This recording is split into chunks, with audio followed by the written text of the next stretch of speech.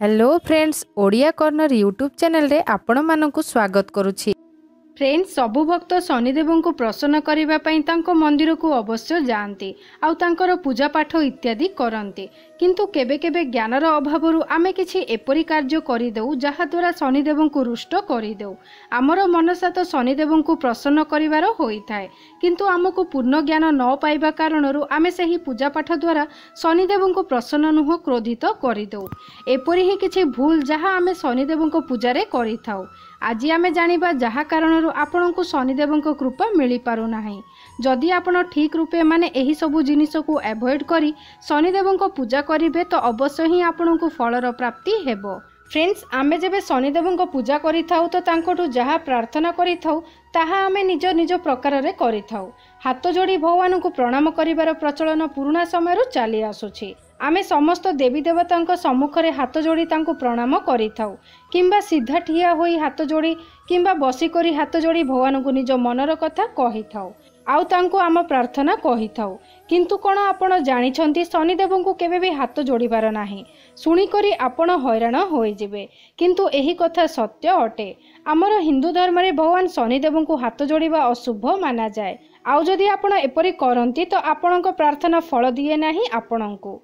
Friends, यही कथा संपूर्ण सत्य अटे कि भगवान कर्मफलदाता शनिदेव आउ सूर्यपुत्र सामने आपण जेबे भी जीवे तांको प्रार्थना निश्चय करंतु, किंतु हाथ न जोड़ी।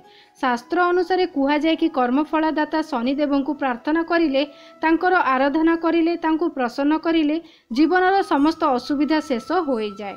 किंतु जदि आपण ठीक रूपे पूजा अर्चना करिवे नाही तो सही समय तांकर क्रूर दृष्टिर शिकार हेबाकू पड़ी थाए।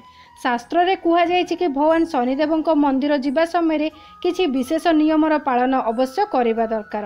आपण एपरी शनिदेव मंदिर रे केबे भी पूजा करंतु नाही जेउठी सूर्यंकर किरण शनिदेव उपरे पड़ुथिबो। एथिपई भल हेबो सूर्य उदय हेबा पूर्वरु ही आपण शनिदेव मंदिर जांतु आउ तांकर पूजा करंतु, किंबा सूर्य अस्त हेबा परे ही शनि मंदिर जांतु आउ पूजा करंतु।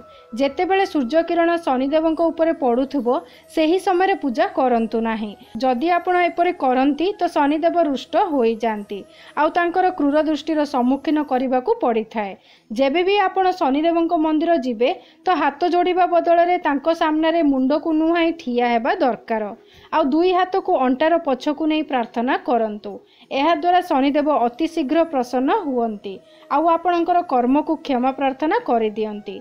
आशा करूचे फ्रेंड्स वीडियोटी आपण मानकु पसंद आसीथिबो।